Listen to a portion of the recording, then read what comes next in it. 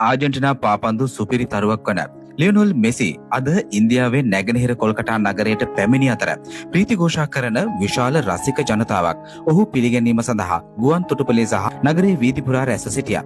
නමුත් කොල්කටාහි salt lake ක්‍රීඩාංගණයේදී පැවති ලියනොල් මෙසිගේ උත්සවය දසදහස් ගණනක් රසිකයන්ට ව්‍යසනයක් බවට පත් වුණා.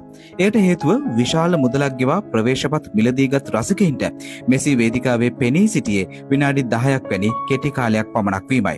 එම කෙටි කාලය තුලදී පවා ඇමතිවරු පොලිසිය සහ නිලධාරීන් මෙසි වට කරගෙන සිටි නිසා සාමාන්‍ය මහ ජනතාවට ඔහුව පැහැදිලිව දැක ගැනීමට හැකි වුණේ නැහැ. උත්සවය සංවිධානය කළ පාර්ශවය සහ සංවිධායක VIP අමුත්තන්ට මුල් තැනදී මුදල් ගෙවූ මහ ජනතාව නොසලකා හැරීම නිසා මෙය වංචාවක් බවට රසිකයෝ චෝදනා කර තිබුණා.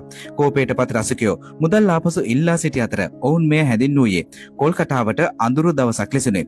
2011 මෙසිගේ සංචාරය හා සසදන කල අද දින සිදුවීම ඔවුන්ගේ හැඟීම් සූරෑකෑ ව්‍යාපාරික යෝජනා ක්‍රමයක් ලෙසයි රසිකයෝ හඳුන්වා ඇත්තේ.